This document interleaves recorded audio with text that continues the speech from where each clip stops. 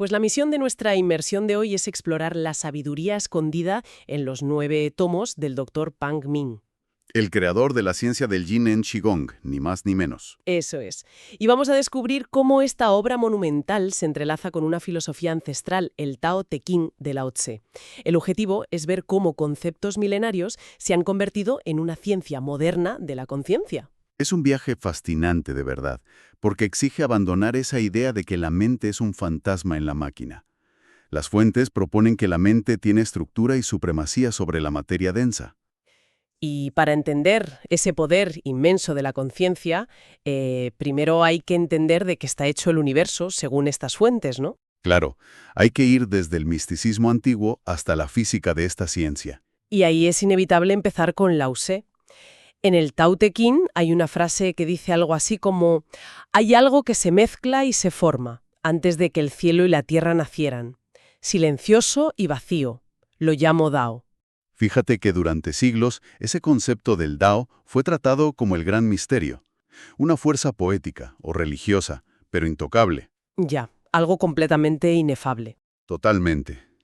Pero lo que hace el Dr. Pan Ming es aterrizar ese Dao místico y darle una categoría científica y material.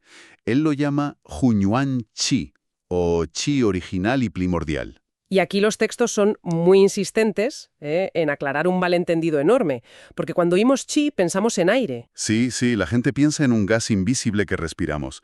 Y no es aire, no es una brisa mística. Entonces, a ver, si no es gas, ¿cómo definen los textos a esta sustancia? Porque para que la mente interactúe con la materia tiene que haber un puente lógico, digo yo. Pues el puente es que son exactamente lo mismo, solo que en diferentes estados. El Hunyuan Chi se define como una forma de existencia integral compuesta, a la vez por materia, energía e información. Es decir, la base material objetiva de todas las cosas. De absolutamente todas las cosas. Y la clave aquí es la información. En esta teoría la información no es un dato escrito en un papel. Ujú. Es más bien el plano arquitectónico que le dice a la energía cómo debe condensarse para formar la materia física. O sea, es como si el doctor Pang Ming estuviera describiendo esa búsqueda de la física cuántica, por un campo unificado. La idea de que, pues, una silla, una montaña o una estrella son la misma sustancia base, pero con distintos grados de condensación. Esa es una excelente analogía, ¿sí? En el Yin en Qigong, un objeto denso es simplemente Hunyuan Chi condensado. Y alrededor de ese objeto, el chi sigue existiendo, pero en un estado sutil y disperso. No hay vacío real en el universo. Vale, pero eso plantea una deducción bastante radical. Si todo el universo está compuesto por esta sustancia, ¿qué pasa con la conciencia humana? Ah, ahí está el meollo de la cuestión. Claro, porque si mi silla es junio en chi condensado, ¿dónde termina mi mente y dónde empieza el resto del mundo? Los tomos resuelven eso afirmando que la mente humana no está separada del universo en absoluto. De hecho, dicen que es la forma más elevada, pura y refinada de esta misma materia universal. Madre mía. Y aquí es donde introducen el concepto de Jiyuan Ti. Se describe como una forma de materia invisible, intangible, extremadamente uniforme. Pero a ver, paremos un momento para aclarar términos, porque en el día a día usamos mente, cerebro y conciencia como si fueran lo mismo. ¿Qué es exactamente el Jiyuan-Ti en el cuerpo humano? Según las fuentes, surge de la biología, pero no se limita a ella. Lo definen como el estado holístico de las células nerviosas del cerebro. Tiene su centro en la cabeza, pero fluye por todo el cuerpo y sale de los límites de la piel. O sea que se extiende más allá de nosotros. Materia en absoluta calma. La conciencia, que los textos llaman Yi-Shi, es el movimiento de esa sustancia. Vale, a ver si lo entiendo. Si el Jiyuan-Ti es el agua del océano, la conciencia serían las olas que se forman cuando un pensamiento altera esa calma. ¿Lo has clavado? El pensamiento es el movimiento activo de una sustancia material, y como es la forma más fina de Hunyuan Chi, pues tiene la capacidad intrínseca de alterar las formas más densas. Es decir, la materia física. ¿Eso es? Y aquí es donde las fuentes pasan de la teoría a los experimentos empíricos, que es lo que a mí de verdad me deja perpleja. Hablan de estudios en la Universidad de Princeton, y no en un escenario de magia, sino en laboratorios. Sí, estudios muy controlados además. Los textos afirman que la intención de personas comunes logró alterar la distancia entre dos espejos microscópicos, algo que los monitores registraron inequívocamente. Y en otro, lograron subir la temperatura de un termómetro a distancia. Y lo fundamental aquí no es el qué, sino el cómo lo explica el Jinen Qigong. La ciencia occidental se vuelve loca viendo un termómetro subir sin calor externo. Claro, no le encuentran el sentido lógico. Pero bajo la lente del Huiyuan Qi tiene todo el sentido. Si tu conciencia, esas olas cerebrales, son materia sutil llena de información, puedes proyectar esa información hacia el termómetro. ¿Actuando como un molde? Exacto. Ese molde reconfigura el estado energético del termómetro, agita las partículas y genera calor real. Es que es alucinante. Y las fuentes mencionan a individuos con capacidades extraordinarias, como un tal Chang Baosheng. Documentan cómo hizo desaparecer una bola de acero de una mano para que apareciera en el bolsillo de otro. Teletransportación pura y dura para la física clásica. Sí, o sacar objetos de recipientes de vidrio sellados sin romperlos, solo usando el enfoque de su conciencia. Claro, porque para la teoría del Ji Yuan Ti, el vidrio no es absolutamente sólido. Es solo Hunyuan Chi denso.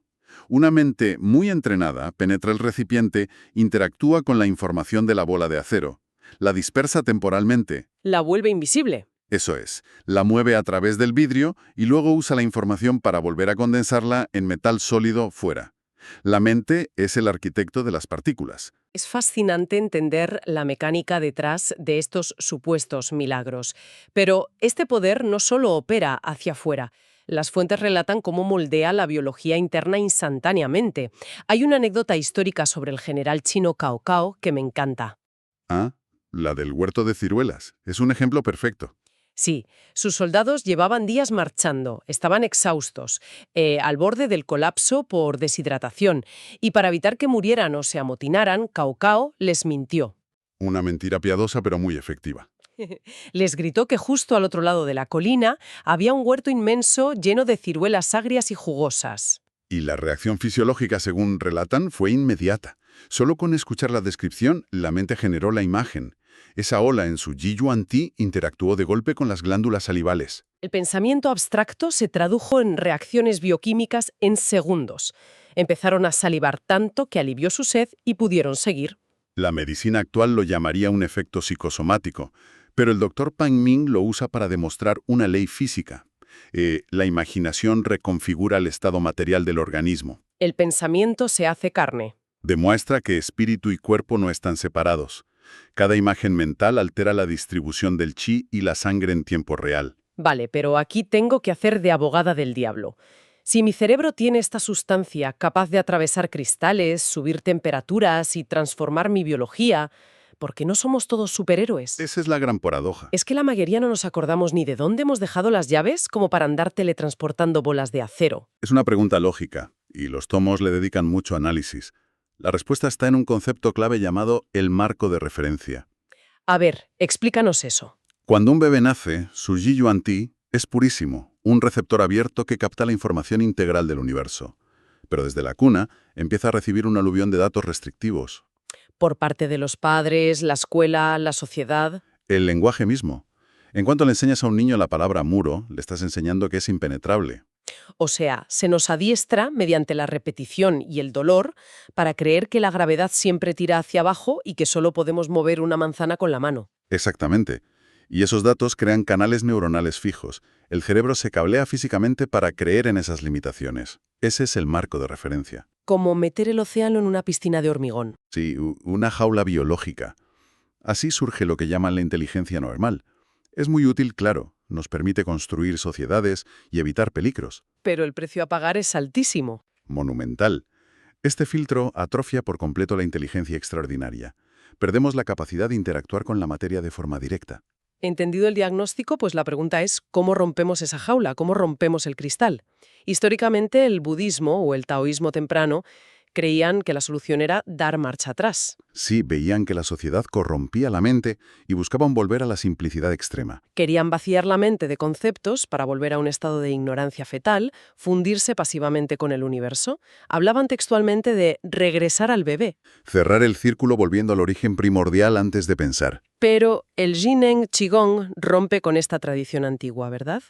No quieran volver a la casilla de salida. Para nada. El Dr. Pang Ming argumenta que el estado de un bebé es puro, sí, pero es caos instintivo. Un bebé no tiene autoconciencia, no puede gobernar su entorno. Volver ahí sería tirar el intelecto a la basura. Exacto. Por eso postula una evolución en espiral.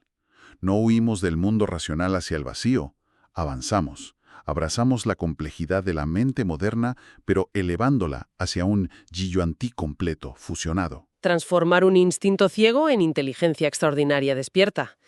O sea, a mí me gusta usar una analogía con los ordenadores. A ver, cuenta. Imagina un ordenador que va lentísimo por los virus. El enfoque antiguo sería formatear el disco duro y dejarlo con los ajustes de fábrica. Te queda una máquina limpia y silenciosa. Pero que no sirve para tareas complejas. En cambio, el enfoque del Dr. Pan Ming sería instalar un sistema operativo cuántico superior. Conservas la información valiosa, pero gestionada a un nivel evolutivo sin precedentes. Es una analogía brillante. Conservas tu inteligencia normal, pero la subordinas a una superior capaz de alterar conscientemente el chi externo e interno. Vale, pero si el objetivo es instalar este sistema operativo cuántico, tiene que haber un código de programación. Y aquí es donde los textos me descolocaron totalmente. Porque uno espera gimnasias imposibles o fórmulas matemáticas. Claro, pero no. La tecnología clave para lograr este salto evolutivo es la moralidad. El concepto del D. Y aquí es vital quitarse las gafas occidentales.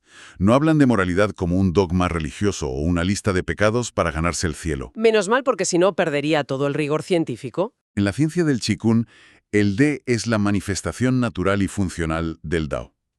Es la ley física de cómo el Qi fluye de manera óptima por el universo. Pero espera, esto es un salto gigante. ¿Cómo es posible que ser compasivo o portarse bien sea una función directa de la física de partículas sutiles? Hay que observar cómo el ego interactúa con el Ji-Yuan-Ti.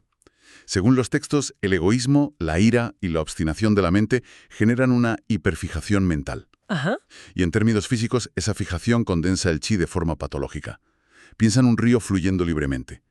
El egoísmo es como un frío extremo que congela partes del río. O sea, ¿el chi se vuelve hielo? Se vuelve denso, rígido y crea fricción y estancamiento en las células del cuerpo. Ah, fíjate. O sea que la terquedad o la soberbia no son solo defectos de personalidad, son literalmente densidad física, estructuras rígidas que bloquean la energía. Tal cual. El Ji-Yuan crea un estrechamiento físico. Por eso cultivar la moralidad no es para que te aplaudan. Cultivar el altruismo o la honestidad es el mecanismo físico para derretir ese hielo. Disminuyas la paranoia del ego y se disuelve esa densidad. Y permites que el Ji-Yuan-Ti se expanda sin resistencia. Es que esto cambia la visión de la ética por completo. Bajo este prisma, la moralidad es una tecnología aerodinámica para la mente. No eres bondadoso por sumisión, sino como un protocolo de eficiencia energética. Una eficiencia impecable. La honestidad elimina la resistencia estructural del cerebro y la información fluye por nosotros sin chocar con muros. Es una síntesis genial, sí. Esa tecnología moral desmantela el marco de referencia limitante, porque mientras alguien viva anclado a su ego, las fuentes dicen que vivirá en el reino de la necesidad. El reino de la necesidad. Es una condena biológica, la verdad. Y en gran medida lo es. Es el estado actual de casi toda la humanidad. Una vida dictada por los instintos biológicos, sujeta al deterioro celular, a las enfermedades. Esclavos de las leyes ciegas de la materia densa. Exacto. Pero al aplicar la moralidad como tecnología y purificar el chi, cruzas el umbral hacia el reino de la libertad consciente. Ese estado evolutivo en espiral, donde la mente recobra su supremacía sobre la materia. En ese reino, la vida ya no es una reacción en cadena, es una creación deliberada. Dominas tus actividades vitales a voluntad, sin estar encadenado al entorno físico. Es que, madre mía, ha sido un análisis verdaderamente expansivo.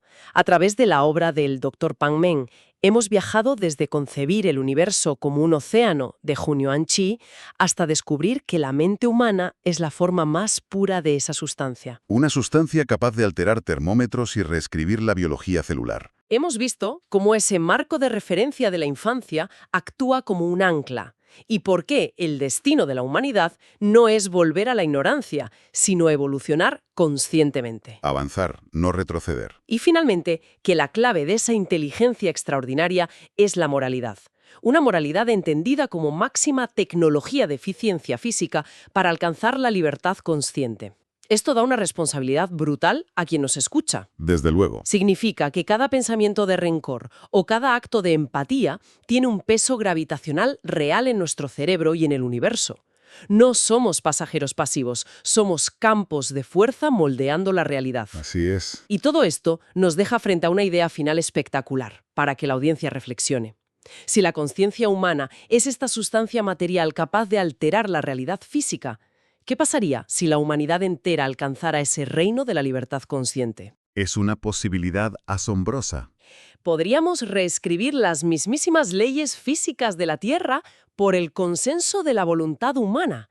Podríamos estar hablando de un planeta transformado en un organismo consciente, gobernado por la inteligencia compasiva y no por la biología ciega o la gravedad. Una idea grandiosa para dejar resonando. Hasta nuestra próxima inversión a fondo.